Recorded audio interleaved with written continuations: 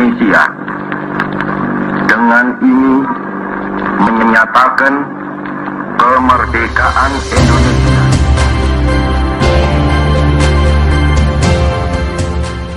Masa yang dinanti selama ratusan tahun itu akhirnya datang juga. 17 Agustus 1945, Indonesia menyatakan dirinya merdeka sebagai sebuah negara yang berdaulat.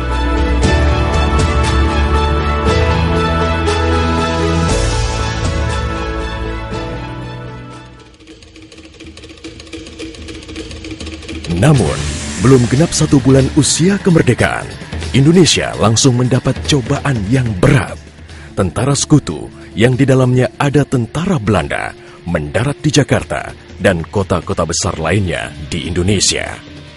Bung Karno dan Bung Hatta berupaya melakukan upaya diplomatik untuk mendorong tentara Sekutu bekerja profesional, hanya mengurus tahanan saja dan tidak mengutak-ngatik status kemerdekaan Republik Indonesia.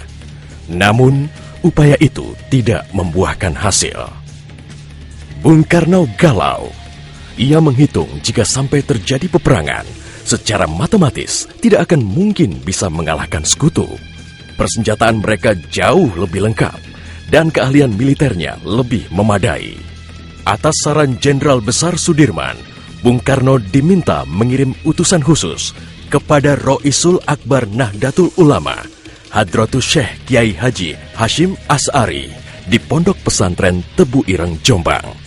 Tujuannya meminta fatwa Kiai Hashim tentang hukumnya berjihad membela negara yang notabene bukan negara Islam seperti Indonesia. Kiai Hashim lantas memanggil Kiai Haji Wahab Hasbuloh dari Tambak Beras, Jombang. Kiai Wahab diminta mengumpulkan ketua-ketua NU se-Jawa dan Madura untuk membahas persoalan ini. Bukan hanya itu, Kiai Hashim juga meminta kiai-kiai utama NU melakukan sholat istikharah, salah satunya Kiai Abbas dari Buntet, Cirebon, Jawa Barat. 21 Oktober 1945, seluruh delegasi NU se-Jawa dan Madura telah berkumpul di kantor pusat Ansor di Jalan Bubutan, Surabaya. Kiai Hashim memimpin langsung pertemuan tersebut dan kemudian dilanjutkan oleh Kiai Wahab. Setelah melalui diskusi yang cukup panjang dan mendengarkan hasil istikharah para kiai utama NU, esok siangnya, tanggal 22 Oktober 1945, pertemuan menghasilkan 3 rumusan penting yang kemudian dikenal dengan istilah Resolusi Jihad NU. Pertama, setiap muslim, tua, muda, dan miskin sekalipun, wajib memerangi orang kafir yang merintangi kemerdekaan Indonesia. Kedua, pejuang yang mati dalam membela kemerdekaan Indonesia layak dianggap syuhada. Ketiga, warga yang memihak kepada Belanda dianggap memecah belah persatuan dan oleh karena itu harus dihukum mati. Dokumen resolusi jihad ditulis dalam huruf Arab Jawa atau pegon, ditandatangani Kiai Haji Hashim Asy'ari, disebarluaskan ke jaringan pesantren, tak terkecuali kepada komandan-komandan Laskar Hizbullah dan Sabilillah di seluruh penjuru Jawa dan Madura. Dokumen resolusi jihad juga dimuat di sejumlah media massa pergerakan masa itu. Hanya berselang 3 hari pasca resolusi jihad dicetuskan, 6.000 tentara Sekutu mendarat di Pelabuhan Tanjung Perak, Surabaya dengan persenjataan lengkap. Mendengar kedatangan pasukan penjajah, ribuan santri dan kiai dari penjuru Jawa Timur bergerak menuju Surabaya. Situasi pun terus memanas dan cenderung tak terkendali. Resolusi Jihad NU telah memompa semangat perlawanan rakyat dan memicu terjadinya pertempuran hebat selama 3 hari di Surabaya, tanggal 27, 28, dan 29 Oktober 1945. Tentara Inggris kewalahan menghadapi perlawanan rakyat Jawa Timur. Mereka lantas mendatangkan Bung Karno ke Surabaya untuk diajak berunding melakukan gencatan senjata. Pagi hari tanggal 30 Oktober, gencatan senjata ditandatangani pemerintah Indonesia dan Inggris. Namun, sore harinya terjadi insiden di Jembatan Merah yang menewaskan orang nomor 1 tentara Inggris di Surabaya, Jenderal Malabi. Gencatan senjata pun langsung berakhir.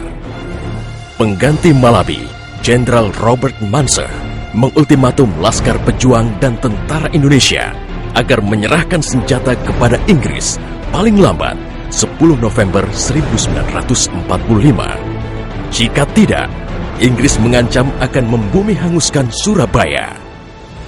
Mendengar ancaman itu, para komandan Laskar Hizbullah, Sabilillah, Mujahidin, TKR, dan para santri marah besar.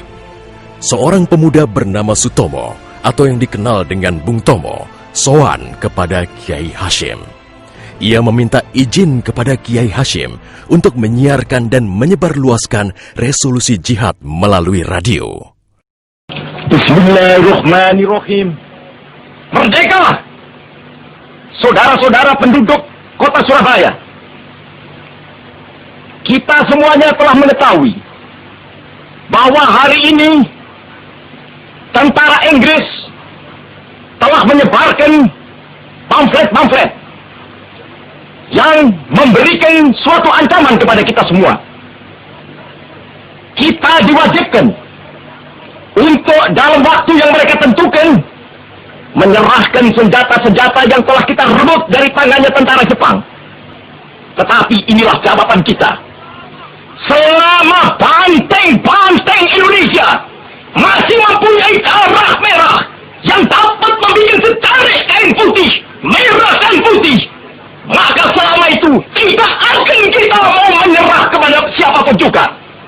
Allahu Akbar, Allahu Akbar, Allahu Akbar. Merdeka! Pertempuran 10 November membuat malu tentara Inggris. Target mereka menguasai Surabaya dalam waktu 3 hari tak terbukti. Bahkan di hari yang kedua, Inggris kehilangan Jenderal Robert Munser. Artinya, dalam 1 bulan menghadapi arek-arek Surabaya, mereka sudah kehilangan 2 jenderal terbaiknya. Perang Surabaya berlangsung selama 3 minggu. Takbir dan pekik merdeka menggema selama pertempuran berlangsung. Meski pada akhirnya Surabaya jatuh ke tentara Inggris, namun Inggris mengalami kerugian yang cukup besar. Ribuan serdadu terlatihnya tewas, termasuk 300 serdadu Gurkha Inggris dari India dan Pakistan yang membelot ke Indonesia setelah tahu lawan mereka adalah para ulama Islam dan santri yang sedang berjihad membela negaranya. Korban di pihak Indonesia sendiri, 60.000 tentara, laskar, para santri, sukarelawan, dan rakyat Surabaya gugur sebagai syuhada. Tanpa resolusi jihad NU, tidak akan ada peristiwa heroik 10 November 1945.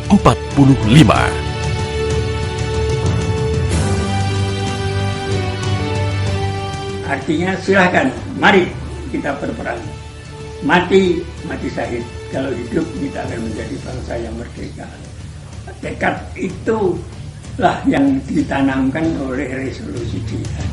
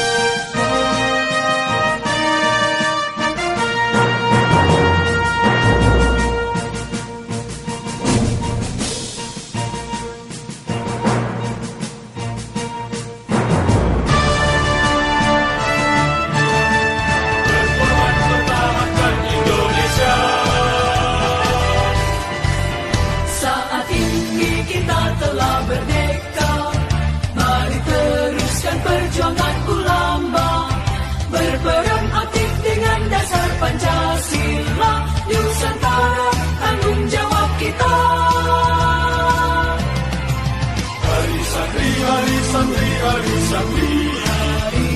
santri murni cinta pada negeri. Rio dan rahmat dari Ilahi, NKRI harga mati. Ayo santri, ayo santri, ayo santri, ayo ngaji dan patuh pada kiai. Jayalah bangsa, jaya negara.